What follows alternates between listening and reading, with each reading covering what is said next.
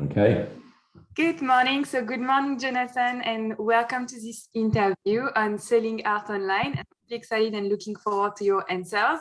So I have been doing these interviews with a few artists before, so I'm still on this road of having more conversations about selling art online, and I'm trying to keep a balance between what's actually enjoyable and what can be difficult, because for me, I love everything about marketing and sales, but I know for artists, there is this balance between the two. So before actually I ask you questions which are related to this topic, I just wanted to ask you if you could introduce yourself and explain what you do. Sure. So my name is Jonothan Potter. I am a landscape and seascape watercolor artist.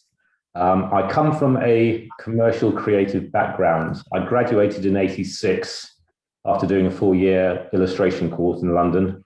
I then spent 10 years freelancing, working for publishers in London and across the world eventually. Moved up to Yorkshire and then spent 25 years. I leapt over to museum design, which seems like quite a long stretch, but actually it was natural flow for me.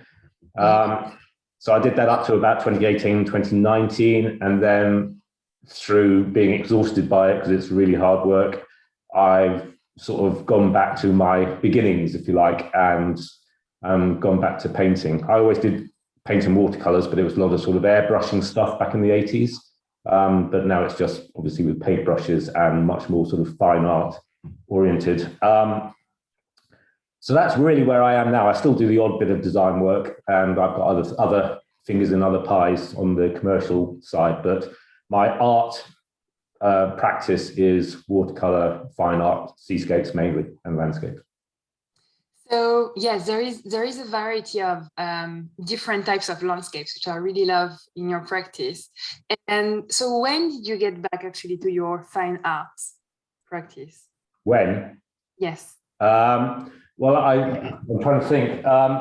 It all started because 5 years ago now, 4.5 years ago, with my wife, myself, we went to Venice for our holiday. We were going to go for our honeymoon, but couldn't afford it. So we said, right, when we got to our 25th wedding anniversary, we go to Venice. So we went to Venice for a weekend, and one of my favorite architects is Carlo Scarpa, who's obviously Venetian, and we went to some of his places, and in the garden of one of them, there was this is a really random story, but there was this two copper steps between levels in the garden, and they were just square steps. They'd all verdigreed and everything. They were beautiful as an abstract thing. So I just took an overhead picture, and for my wife's next birthday, I did an abstract painting of those two steps. Anyway, so I got it framed, gave it to her, and she looked at it and loved it and said, "That's really commercial. Why aren't you doing this anymore?" So that was really the impetus about 4 years ago to actually consider it. And I was still doing other work. But when I finished my last major museum project in Southampton, all the traveling was really knackering me. So I sort of said, right, let's dip a toe in and see how it goes. And I got a lot of sort of nice comments about it. So I thought, well, there might be something in this. And it's sort of just germinated from that. It hasn't been a conscious effort to really go for it. Well, it is now. Organic. Sorry? It was quite organic. You just went with the flow. Yeah, absolutely. So, and it's now where it is. And some of the struggles, because I know that's one of the questions you're going to ask me, follows naturally on from that. So, but if you got anything else before I go into the struggles, just let me know. Let's get into this. But just to explain when someone is watching. So my next question is, what would be your biggest struggle when it comes to selling art online? Okay. So for me, coming from a commercial background, two things I had real problems with, and even now it's a struggle. It always will be, I think, because it's too ingrained. But coming from a commercial mindset, it's really difficult to translate or move across from a commercial business to a personal business. I am selling to individuals rather than a business concern. Yes.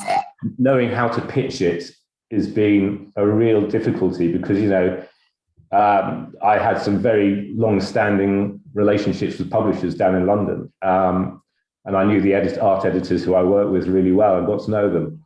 But I'd go into meetings, this wasn't in the days of social media. You went to meetings, you showed your photo, you got work. So there was an instant rapport there. But here you have a distance and predicated on a screen being between two people and actually not knowing people other than what their names are or their tags are or whatever. So it's really difficult. It's been really difficult for me, and it's still a journey I'm going on to break that barrier down. And the other thing also is to pitch the price of my work, because commercially, I was in a very niche part of illustration, so I could virtually ask what I wanted for my work. And back in the 80s and 90s, I was getting £1,500, £2,000 for a piece of work, but that's commercial prices. There's no way I could value my work at that to a private market. So it's been really hard to say I'm not worth as much as I was back 25 years ago. But hopefully I will get there doing it this way. But I've had to lessen my expectations financially on each piece of work that I do. But there again, I have control over each piece of work. So part of my practice is to not only sell the artwork, but to do limited edition prints and ordinary prints and such like. So there is value in the artwork beyond just the physical manifestation on paper. This is so interesting. I think a lot of artists can totally relate to your experience here. And so coming back to what you said for the first part of what you explained, so you're on this journey of trying to find a solution of getting to know people better than just having the Instagram handle or the name. So being on this journey, what could be one tip you could share with people in order to get over this struggle? I was thinking about this. I think one of the big things I've also struggled with, because everyone's has been on Facebook and done that sort of stuff before trying to practice art and sell art online. And one of the difficult transitions as well is getting away from the fact that these platforms are purely social platforms and that they are actually business platforms and that you are selling, not in a hard way, not in a way I might have sold in the past, but you are still selling. And it's understanding the process, which is why what you do is so fantastic, because it's understanding the process of getting to know people remotely, which is the struggle. And I think everyone struggles with that. Yeah. You're a very lucky person if you don't. I do too. I completely, it's so easy to also see the platform as like two screens, your screen and the other person's screen, and just think that what's going on there is just some screen work. When actually it's so important to try and connect your emotions and what's going on for you today and what is going on for them as well today. But the fact that it's online makes it really complicated, of course. So there are so many things that we can try to overcome and some methods that we can go through to overcome, but there will always be this online separation, which some people can love, some other people love less as well. And so something that artists sometimes do when they struggle with the separation is that they use the online space to attract people to what they do, but then they invite people in the real world to actual physical events. Yeah. So I think one of the problems also that I've had, and I think this might be pertinent to everybody else who practices art.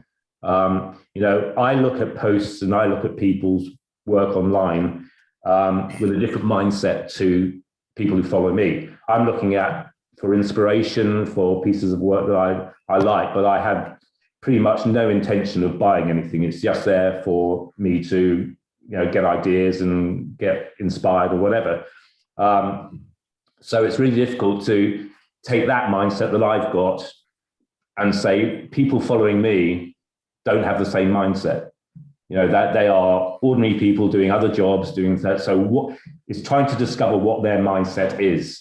That is the key to unlocking things, I think. Yes. And the other problem is it's very easy to pigeonhole what people are like by just looking at their posts. Because if people look at my posts, they will see that I'm a painter, I play golf, but I'm a bit broader in my life than that. But people wouldn't know that other than looking at my posts. So you have to engage with people.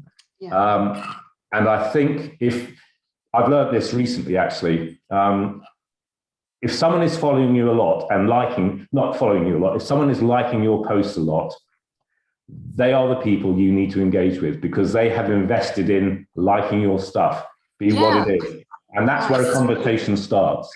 I so agree with you. I think likes are underrated. They show a lot of interest. And if someone spends time liking a post, just imagine, if we can imagine ourselves when we are on our phone, we're not here liking every post. We're like what gets our attention. So I think it's really important. I love this tip. So thanks for sharing this. And then it's just a question, in case in point, last week, I've had 2 conversations with people who have been following me for a long time. One of them is a guy in Australia who I chat with pretty much 3-4 times a week on golf. We're both golfers. But he comes over, he travels a lot with his golf. So he comes over to the UK a lot and he loves Scotland, which is obviously my family home. So we have conversations on that. And another one is because I'm doing this commercial thing with Yorkshire Wildlife Trust. I'm going to do some watercolor workshops with them this year, which is a great thing that's happening. I've had to find venues that I can do morning sessions before we go and paint outside in the afternoons. That's the way it's going to work. So I asked this guy who lives in Flamborough, which is one of the places I painted last year, who's been following me a lot and likes a lot. I just said, do you know anywhere where I can rent a space? So we had a conversation and he gave me some tips and I said, oh, that's fantastic. He owns a B&B. So I said, well, if you're ever interested in, a piece of art, he said, I have been for ages. Why didn't I know this? Why didn't I ask the question before?